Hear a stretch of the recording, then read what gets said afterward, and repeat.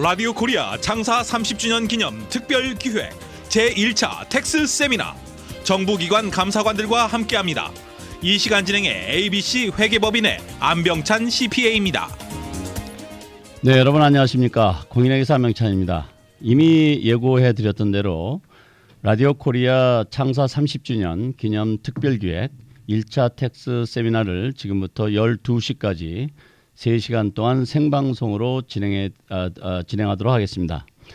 지난 1월 28일부터 연방국세청에서는 2018년 소득세 신고서를 접수하고 있습니다.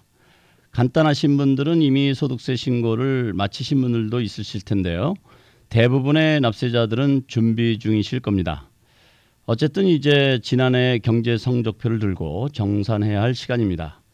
오늘은 현재 연방정부와 주정부에서 근무하고 있는 한인 공무원들과 함께 2019년 개인과 사업에 관련되어 꼭 알아두어야 할 규정들을 업데이트해드리고 10시부터는 전화 또는 카톡으로 청취자 여러분이 직접 참여하는 시간이 마련이 됩니다.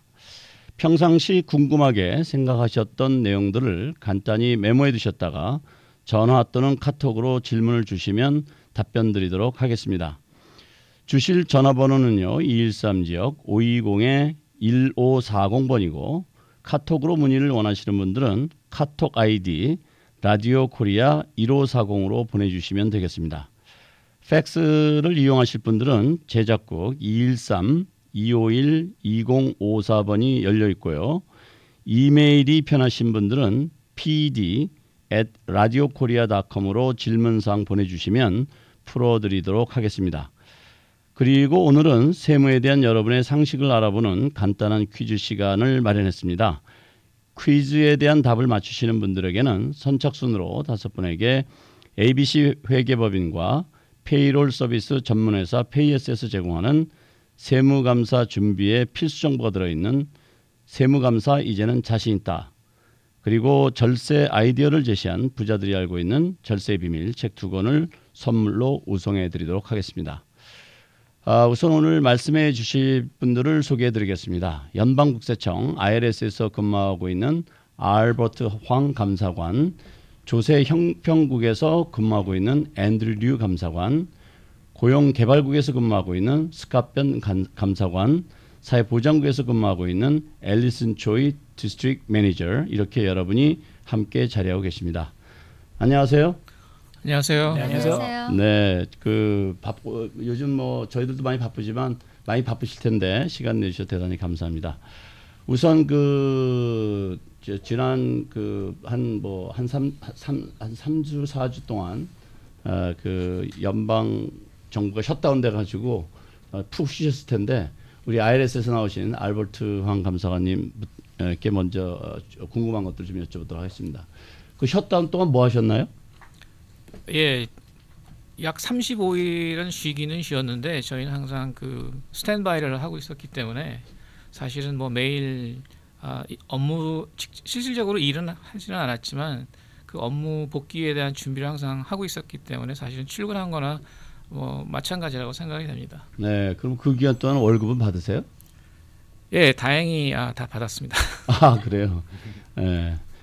그 연방정부에 근무하시는 공무원들 중에는 그 셧다운 기간 동안에 급료를 못 받으신 분들도 많이 있는 걸로 알고 있는데 연방국세청 전 직원들이 다 월급은 받고 계셨나요? 그렇죠. 그거는 이제 하원과 상원에서 법안으로 통과를 해서 트럼프 대통령께서 사인을 하셨기 때문에 밀린 페이는 전 직원한테 다 페이가 된 걸로 알고 있습니다. 네, 그렇군요.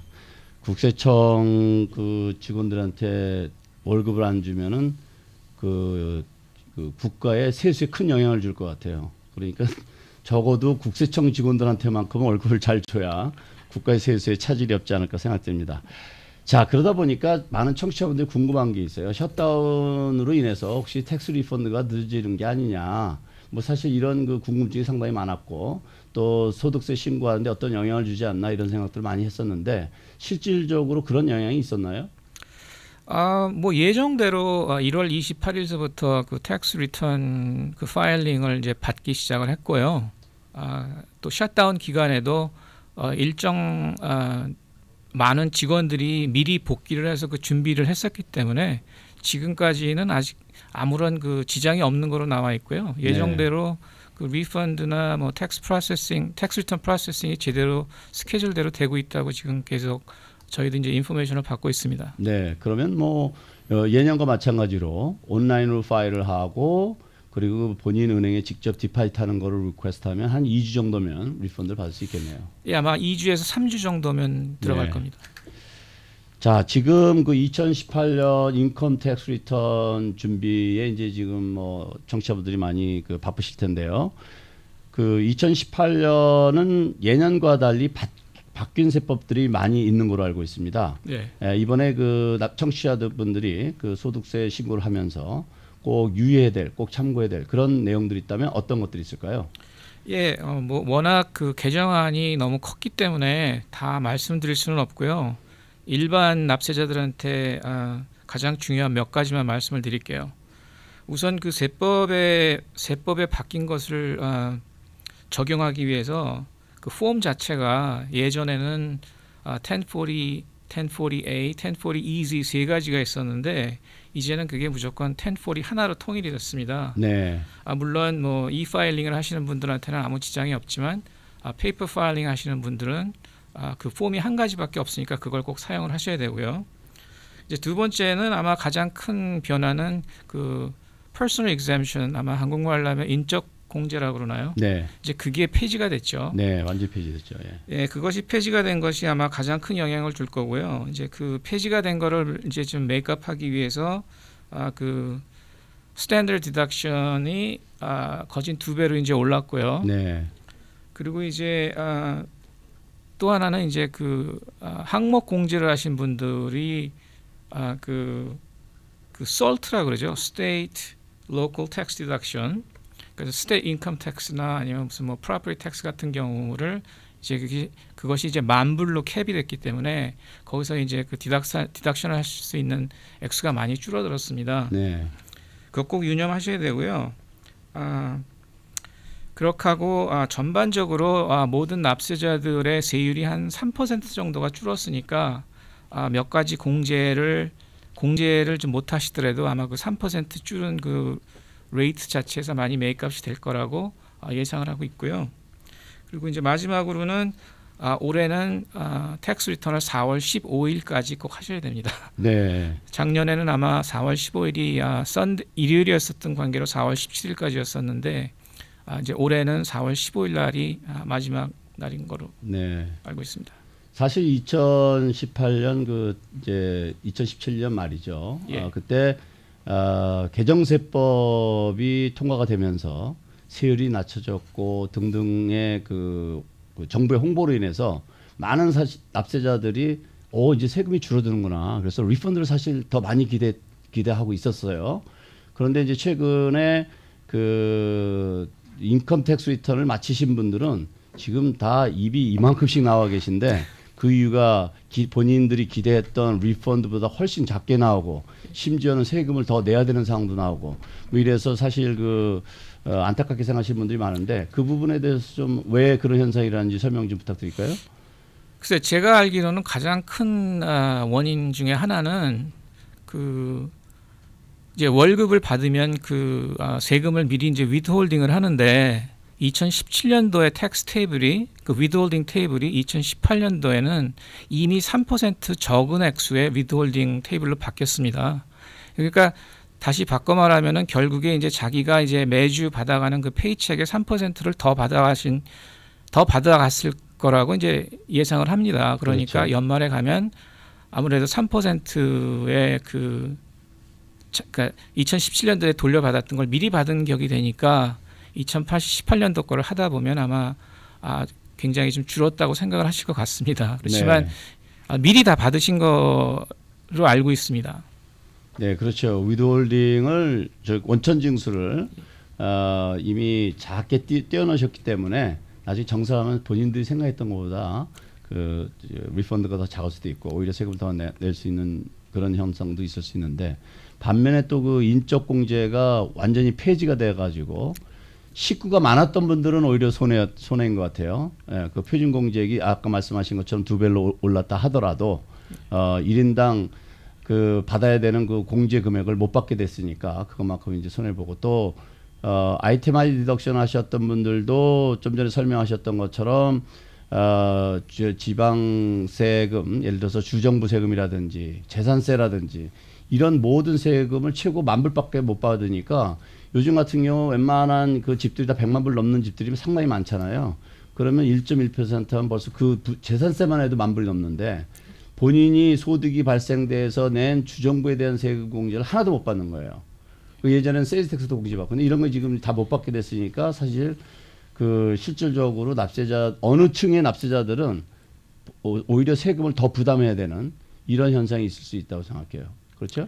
그렇습니다. 아마 그 특히 좀 캘리포니아처럼 이렇게 부동산이 굉장히 가격이 높거나 뭐 뉴욕이라든가 뭐 커네리컷 아무래도 좀 수입이 미국 그 평균치보다 좀 높은 주는 아무래도 항목 공제 때 그러한 불이익을 많이 받습니다. 그렇지만 그 이제 디펜던트가 많으셨던 분들은 그 차일드 텍스 크레딧 자체가 이제 또 1,000불에서 각 2,000불로 올랐기 때문에 거기에서 이제 또 많이 좀 상세가 되는 걸로 알고 있습니다. 네.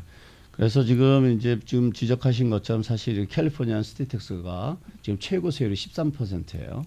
그런데 사실은 뭐 네바다라든지 또는 워싱턴, 뭐 텍사스 이런 데는 스테이텍스를 부담 안 하는 곳은 오히려 상당히 이익을 볼 수가 있어요. 그러다 보니까 세법이라는 게 세율이 떨어졌다고 해서 모든 사람이 세금이 줄어드는 것이 아니라 그 사람이 처해 있는 상태에 따라서 더 부담을 오히려 할 수도 있고 그렇죠. 실제로 그런 혜택을 많이 볼 수도 있어요. 이번에 그 개정세법 되면서 또 영향을 많이 받는 것이 주식회사들 그 C 코퍼레이션 텍스 레이시 최고 35%였는데 21%로 떨어짐으로 인해서 사실 그런 그 퍼블릭 컴퍼니라든지 이런 데서는 혜택을 많이 보게 된 거 아닙니까? 맞습니다. 그러니까 2017년도에 그 개정안의 목적은 이제 일자리 창출인데요. 그 일자리 창출을 위해서 이제 그러니까 기업들의 이제 세율을 35%에서 획기적으로 이제 21%로 그것도 템포러리가 아닌 퍼머넌트리 리덕션을 했기 때문에 아마 계속해서 경제가 활성화될 거로다 예상을 하고 있습니다. 네.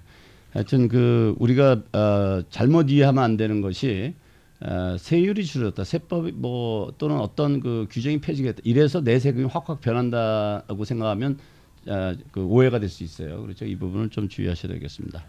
네, 자 그러면 계속해서 그 조세 형평국에서 나오신 앤드류 류 감사가 함께 좀 여쭤보겠는데요. 사실 이 조세 형평국이란 말이 되게 어려워요. 그리고 또 조세 형평국이 예전에는 스테이트 보드 오브 이퀄리제이션이라는 그 조직 네임을 썼었는데 부서 네임을 썼었는데 지금은 또 이름이 또 바뀌었어요. 그러다 보니까 사실 그 전문가들뿐만 아니라 납세자들은 상당히 생소한데 좀 무슨 일을 하는 곳인지요? 설명 좀 부탁할까요? 예, 그 말씀하셨듯이 그 BO에서 이름이 CDTFA로 바뀌었는데 제가 궁금해서 그 한국말도 바뀌었는지 제가 혹시 찾아봤거든요. 근데 그대로 그냥 조세 형평국이에요. 네. 뭐 그러니까 저희 에이전시에 대해서 설명하자면은 뭐 일단 크게 두 가지로 기억하시면 되는데 여러분들이 다 잘 알고 계시는 그 판매세, 세일스 텍스, 세일스 텍스에 대한 모든 것을 관리하고 있고요. 그리고 그 세일스 텍스 말고도 다양한 펄밋과 라이센스를 발급하는데요. 뭐 여러분들이 제일 잘 아실 만한 걸로는 그 판매자 허가증, 즉 셀러스 퍼밋이 있고요. 그러니까 캘리포니아에서 뭐 상품을 팔고 싶으시면 예를 들어 뭐 옷이나 뭐 음식이나 자동차 이것을 파시고 싶으시면 그 비즈니스가 리테일이든 홀세일이든 저희에게 그 셀러스 퍼밋을 꼭 받아 놓으셔야 합니다. 그거 말고도 뭐 함부로 팔 수 없는 그 토바코, 뭐 마리화나 그 라이센스를 발급하고 있고요.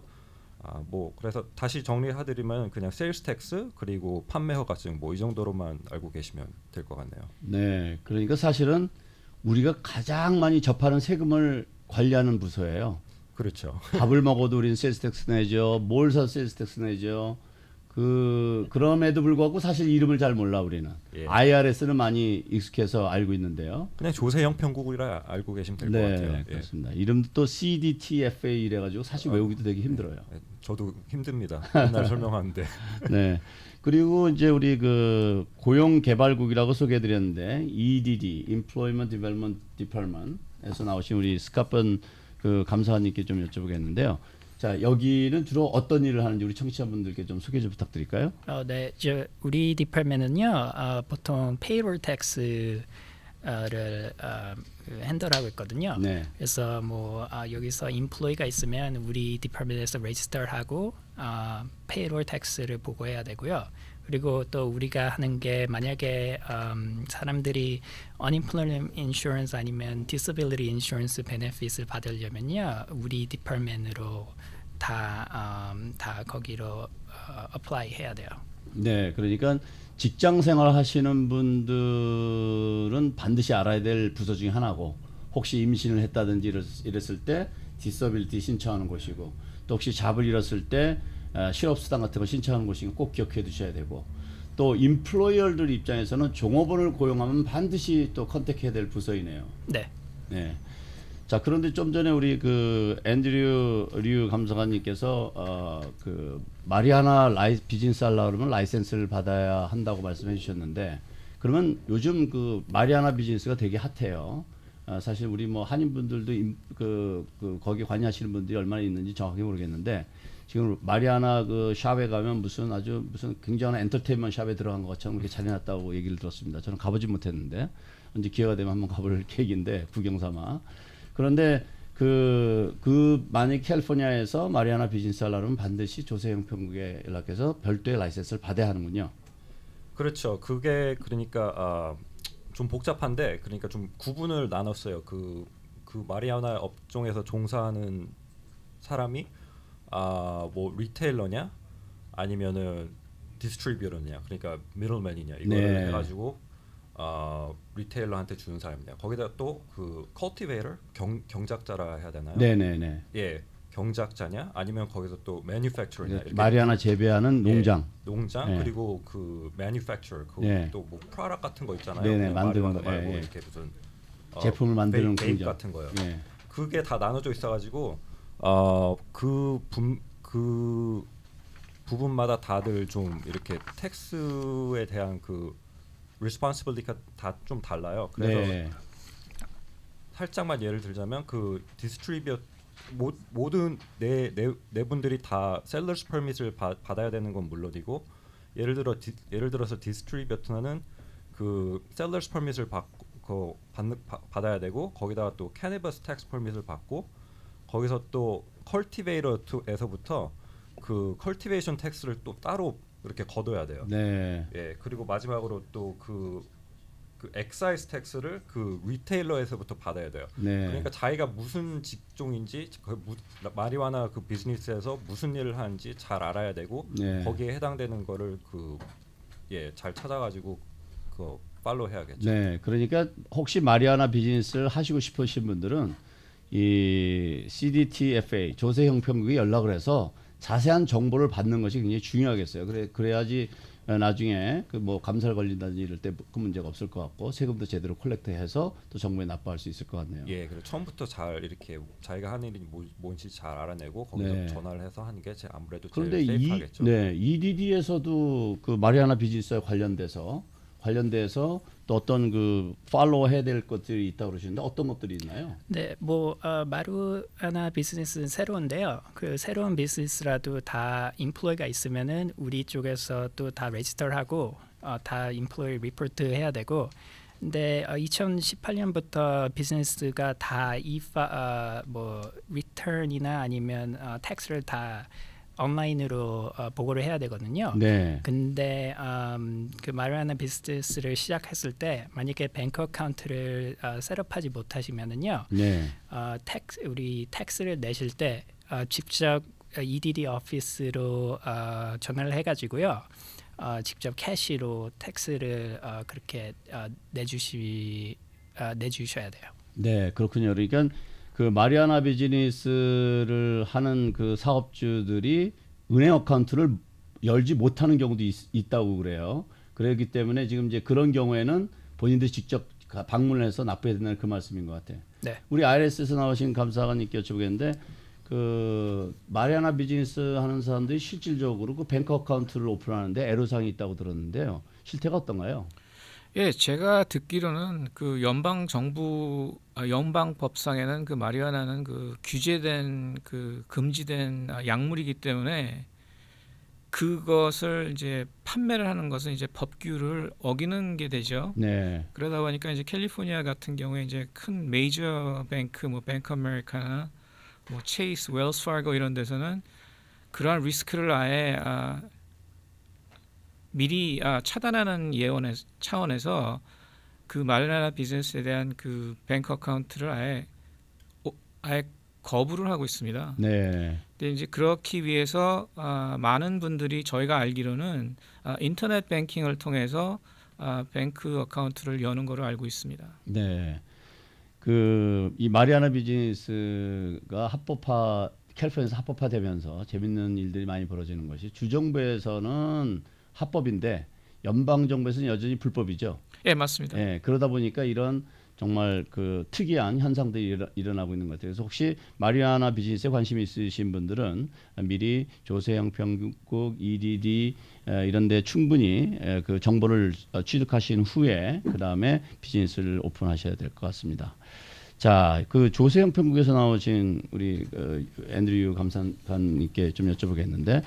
그 조세형평국이 좀 변화가 좀 많이 있었다고 그래요. 어떤 변화가 있는지 그거 좀 간략하게 설명 좀 부탁드리겠습니다.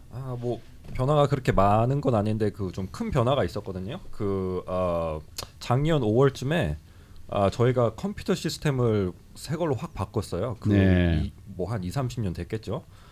이 변화로 인해서 그 납세자들에게 끼치는 영향이 몇 가지 있는데요. 뭐 일단 제일 중요한 건 그 저희 웹사이트에서 만약에 작년 5월 이전에 계정을 만드셨으면은 새 로그인 아이디와 패스워드를 새로 만드셔야 하는데 일단 만들고 나시면은 그걸로 세일스 텍스 보고와 페이먼트는 물론 전에는 없던 새로운 기능들을 이제 사용할 수 있게 되었습니다. 뭐 몇 개만 간단히 예를 들자면 그 납세자의 뭐 주소와 전화번호 그리고 뭐 회사 오피서 인포메이션이 뭐 바뀌었다든지 등등 즉 회사의 그 계정 관리에 대한 업데이트를 납세자들이 이제 직접 하실 수 있게 되었고요. 전에는 이제 저희 오피스에 와서 직접 찾아와서 하셨는데 뭐 그리고 한 가지 더 애드한다면 그 아무래도 저희가 그 시스템을 바꾼 이후로 그 납세자들 분들이 좀 불편을 많이 겪고 있대요. 그래가지고 만약에 사용하시다가 잘 모르시겠으면은 저희 홈페이지에 나와 있는 그 1-800 넘버로 꼭 전화를 주시고요. 그리고 만약에 한국어 서비스가 필요하시면은 저희 직원이랑 연결되셨을 때 그 코리안 스피커를 요청해 주세요. 그러면은 저희가 그 당장은 아닐지라도 그 나중에 한국어 하시는 분을 시켜서 이렇게 다시 전화를 드릴 때니까 불편하신 부분이 있으면은 저희 그 1-800 넘버로 꼭 전화하시라고 다시 한번 부탁드립니다. 네, 요즘은 예전과 많이 달라서 인터넷 웹사이트에 Q&A도 잘 돼 있고 또 정보들이 많이 있어서 사실 많이 편안해지긴 했지만 그래도 여전히 많은 질문들이 있으실 겁니다. 그런 것은 지금 소개한 방법으로 도움을 받으시면 되겠습니다. 우리 EDD에서 나오신 우리 스카페 감사관님께 여쭤보겠는데 요즘 뭐 실업률이 낮긴 하지만 여전히 실업수당 신청하신 분들이 적지 않을 텐데요. 그 실업수당을 신청하려면 어떤 절차를 밟아야 되죠? 보통 신청하실 때 보통 온라인으로 가가지고 우리 웹사이트에 가서 직접 할 수 있거든요. 네, 온라인을 통해서 신청할 네. 수 있고 만약에 온라인을 신청하면은 또 그 스테이터스가 어떻게 되는지 네. 그것도 볼 수 있고 얼마나 받을 수 있는지도 다 체크를 할 수 있어요. 네, 그렇군요. 그래서 실업수당을 신청하시길 원하시는 분들은 온라인 EDD 웹사이트 온라인을 이용하시면 되겠습니다. 자, 그러면 이번에는 그 사회보장국에서 나오신 앨리슨 초이 디스트릭트 매니저님께 좀 몇 가지 질문을 드리도록 하겠습니다. 우리 청취자분들이 가장 궁금해하시는 것 중에 하나가 과연 내가 은퇴를 하면 얼마의 소셜 연금을 받을 것인가? 이것을 가장 많이 궁금해하시는 것 같아요. 이거 계산하는 것 간략하게 설명해 주실 수 있을까요? 네. 은퇴할 때가 가까워지면서 은퇴연금은 얼마나 받을 수 있는지 궁금하실 겁니다. 사회보장연금이 어떻게 계산이 되는지 설명함에 앞서 은퇴연금 수혜 자격 조건을 간단하게 말씀드리겠습니다.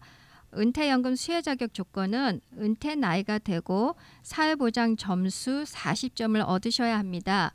1년에 맥시멈으로 4점까지 얻을 수 있으며 최소한 10년 정도 일을 하시면 은퇴연금에 필요한 수혜 자격 조건 사회보장 점수 40점을 갖게 됩니다. 사회보장연금은 이렇게 계산이 됩니다. 일반적으로 본인이 받을 수 있는 은퇴연금은 평생 소득에서 최고 소득의 35년을 계산해 완전 은퇴 나이에 타실 수 있는 액수를 계산합니다. 그래서 10년 동안 미국에서 많은 소득이 있으신 분들이 은퇴연금 액수가 많으실 거라고 생각할 수 있겠지만 35년의 소득으로 계산하면은 나머지 25년은 소득이 없기에 35년 동안 꾸준히 일하신 분들보다는 은퇴연금 액수가 적을 수 있습니다. 네, 그렇군요. 네, 그래서 2019년도에는 사회보장 점수 한 점을 얻으려면 5,440불이고요. 죄송합니다. 한 점은 1,360불을 얻어야 되고요. 4점은 5,440불입니다. 네, 그러니까 최소한 1년에 5,440불 이상 소득 보고 하시는 분들은 일단은 4점은 따고 가시는 거예요.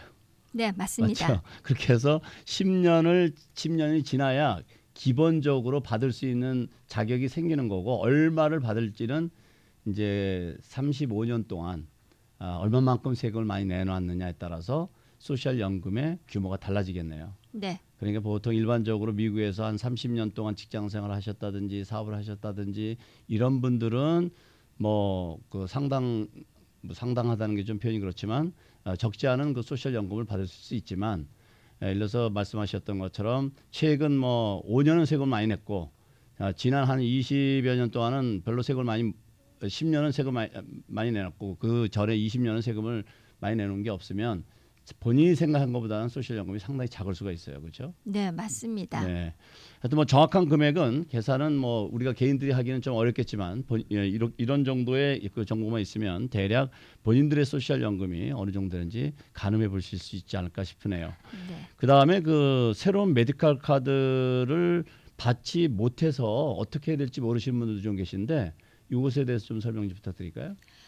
네, 우선은 왜 새 메디케어 카드를 발급해야 되는지를 잠깐 설명하자면 2015년도에 오바마 전 대통령이 그 Medicare Access and Children's Health Insurance Program Reauthorization Act라는 법을 사인했습니다.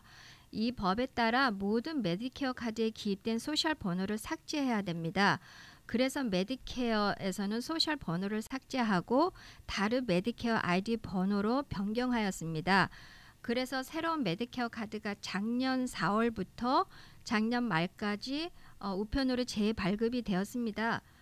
중요한 것은 메디케어 카드만 변경된 것이지 혜택에는 아무 변경 사항이 없습니다. 만약에 새 메디케어 카드를 받지 못하였으면 인터넷에 들어가셔서 mymedicare.gov에서 알아볼 수 있습니다. 만약에 재발급이 됐는데 우편에서 분실이 됐으면 mymedicare.gov 웹사이트에서 바로 메디케어 카드를 프린트할 수 있습니다. 만약에 메디케어 카드가 재발급이 지금까지 안 되었으면 메디케어에서 가지고 있는 기록이 맞지 않아서일 것입니다. 예를 들어 뭐 틀린 주소가 기록에 있다든가 그렇습니다. 하지만 새 메디케어 카드를 지금까지 못 받았어도 너무 걱정하지 않으셔도 돼요. 올해 말까지 현재 가지고 있는 카드를 사용할 수 있습니다. 그러니 10개월 이상 시간이 있으므로 그 사이에 문제를 해결하면 됩니다. 네, 충분히 설명이 되신 것 같고요.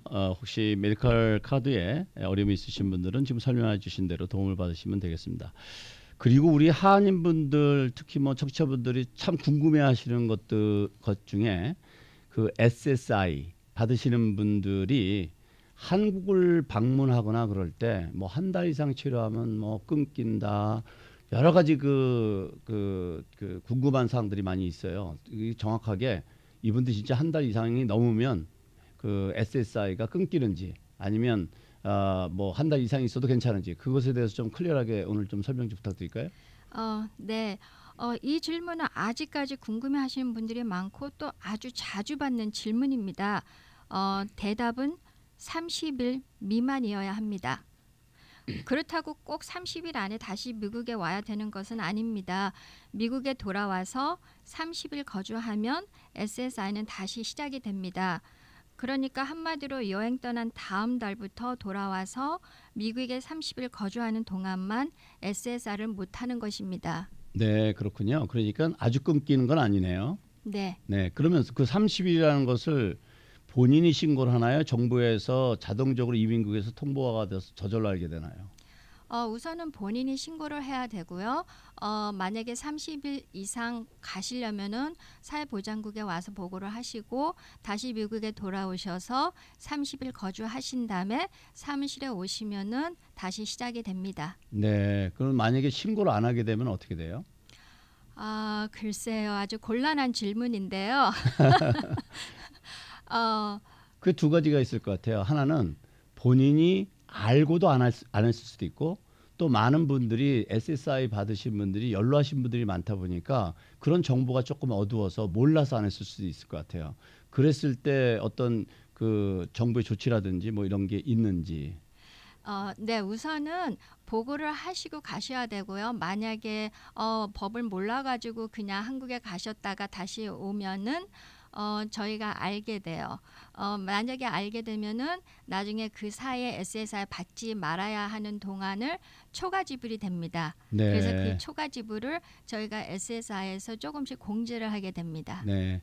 오늘 이 방송을 듣고 계신 청취자분들 중에 SSI를 받으시는 분들은 지금 설명드린 내용을 잘 염두에 두셨다가 혹시 여행을 가시더라도 30일이 어떤 분들은 한국에서 일을 더 보셔야 되는데 이거 맞추냐고 그냥 막 정리하고 들어오시는데 그러지 마시고 충분히 일 보시고 신고만 하시면 계속해서 받으실 수 있으니까 너무 염려 안 하셔도 될 것 같습니다.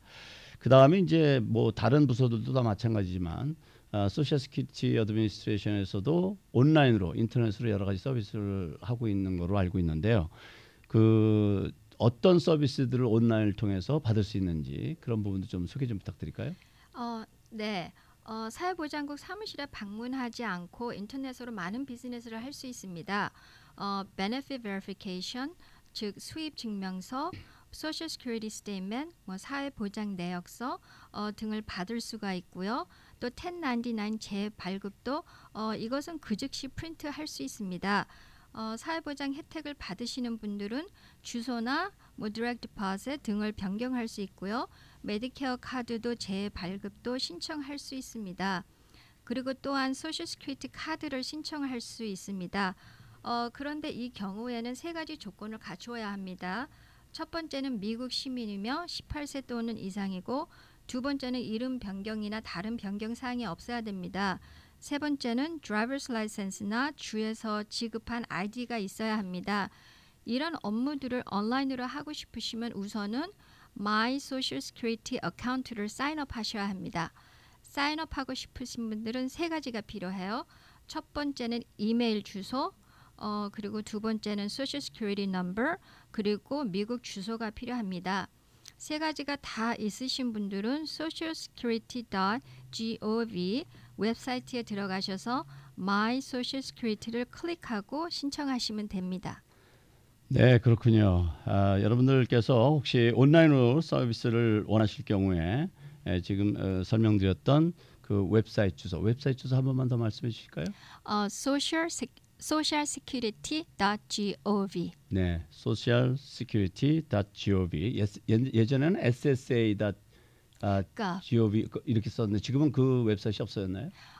그거를 해도 들어갈 수 있는데요. 그 formal address는 socialsecurity.gov입니다. 그렇군요. 그리고 간단하게는 ssa.gov 이렇게 해서 액세스할 수가 있고, 네. 그다음에 이제 full name은 socialsecurity.gov로 하셔도 들어갈 수가 있는 거예요. 네. 네, 감사합니다.